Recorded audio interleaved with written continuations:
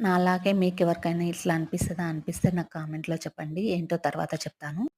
ఇంకా ఈరోజు ఫ్రైడే కదా! మార్నింగ్ తొందరగా 5:00 లేవాలని లేదు. కానీ లేసాను. లేసి ఇంక లేసి ఇల్లంతా క్లీన్ చేసి, బయట క్లీన్ చేసి, పిల్లలకు బాక్స్ రెడీ చేసి, పిల్లల్ని స్కూల్‌కి పంపించేసాను. పంపించిన తర్వాత పూజ అయితే ఇట్లా చేసుకున్నాను. పూజ చేసుకొని, ఇంట్లో పూజ చేసుకున్న తర్వాత బయట తులసమ్మ దగ్గర కూడా పూజ చేసేసుకొని, ప్రసాదం చేసే టైం అయితే లేదు. బద్ధకంగా కూడా ఉంది. ఇంక అందుకే ఫ్రూట్స్ ఇంట్లో ఉంటే ఫ్రూట్స్ పెట్టేసుకున్నాను. పెట్టేసుకొని ఇంకా గుడికైతే వెళ్ళానండి. నేను మా హస్బెండ్ గుడికెళ్ళేసి ఇంకా అక్కడ కూడా దర్శనం చేసుకొని అమ్మవారిని ఫ్రైడే కదా!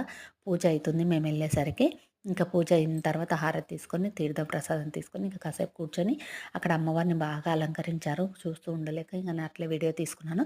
తీసుకున్న తర్వాత అక్కడి నుంచి పక్కనే పోషమ్మ తల్లి టెంపుల్ ఉంటది. ఇంక అక్కడికి కూడా వెళ్ళాను. వెళ్ళి అక్కడ కూడా దర్శనం చేసుకొని మంచిగా అలంకరించారు ఆడ కూడా. ఇంగ దర్శనం చేసుకొని అమ్మవారిని చూస్తూ అట్లే ఉండాలనిపించింది. అక్క నీరసంగా ఉన్నప్పుడు టెంపుల్‌కెందుకు వెళ్ళాలి? ఇంట్లో మొక్కోవచ్చు కదా అనుకుంటారేమో. ఎవరి నమ్మకం వాళ్ళది కదా! నాకు టెంపుల్‌కెళ్తేనే ప్రశాంతంగా అనిపిస్తుంది ఈ మధ్య ఎందుకో. మీకెవరికైనా అనిపిస్తే చెప్పండి అని చెప్పాను కదా! ఎక్కడికైనా ఎళ్ళేసొస్తే బద్ధకంగా మార్నింగ్ లేవకుండా వారాలకు అట్లా పూజలుండే రోజు బద్ధకంగా ఉంటే కామెంట్‌లో చెప్పండి.